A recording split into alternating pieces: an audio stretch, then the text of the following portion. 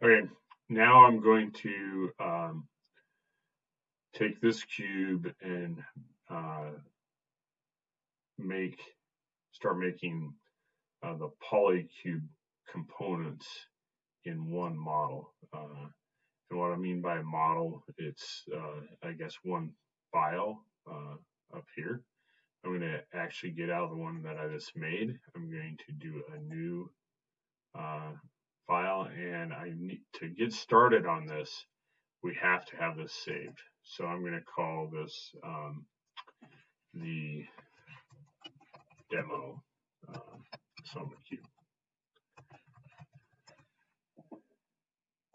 So now it's saved, or it's saving. We'll just wait for a minute.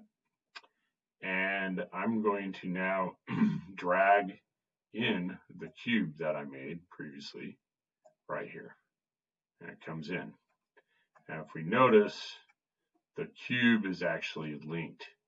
There's a link right here, meaning it's basically imported in. And I'm going to click OK right here. And I'm going to be making this T part first, or T poly cube first.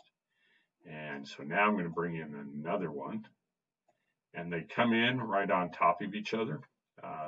But we can look at the positions here, and in fact, it's important just to, being I did 1-inch cubes, I'm just going to drag it over 1 inch and click OK. Then I'm going to bring in a third one. And there may be a better way to do this, but this is the way that I know. I'm going to go 1 inch, or actually 2 inches over, so it's right there. And then I'm going to bring in another one, and I'm going to bring it over one and up one, and now I have my T shape. Now, one of the things that I forgot to do was to basically make this a component, but I'll show you how we can cover our bases there in a moment. But what I really want to do right now is assemble this, because if I grab this, then the cubes aren't stuck together. So I'm going to undo that move there. And I'm going to come up here to assembly and choose as build assembly, or Shift J.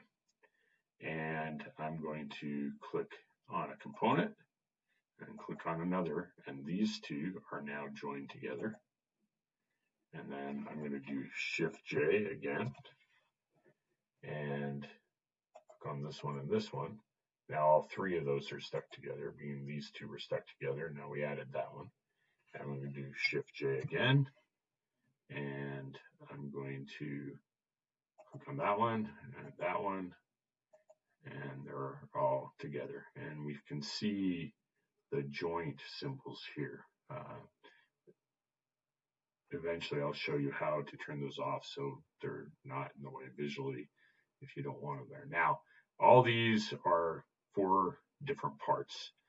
Ideally, or actually what we really want, is for our browser to look like this over here, all of our parts. So that's our T part right here. And those are the 4 parts. You can see them highlight here. So I'm going to show you how to make that a component. And I'll do this 3-part one by making a component first. So I'm going to, all I got to do is come up here and hit under create, new component, and I'm going to name it now. I'm going to call this T poly, or you can call it T part. I feel it's important to name it what it is rather than this component. Then you know really what it is. Now the other thing this does when you do that, it just brought this activate component down here. But we're going to come up here and this click on each one of these by hitting the Shift key to select all, and I'm going to drag them in to my component right there. So now they all fall under here. And the other thing I can do, I believe that part was green. I'm going to change the appearance to green. So I'm going to take that, right click on that, do appearance, come over here and select my green and drag it onto the component here, and I made them all green, and I'm going to hit close. So now we have our T polycube.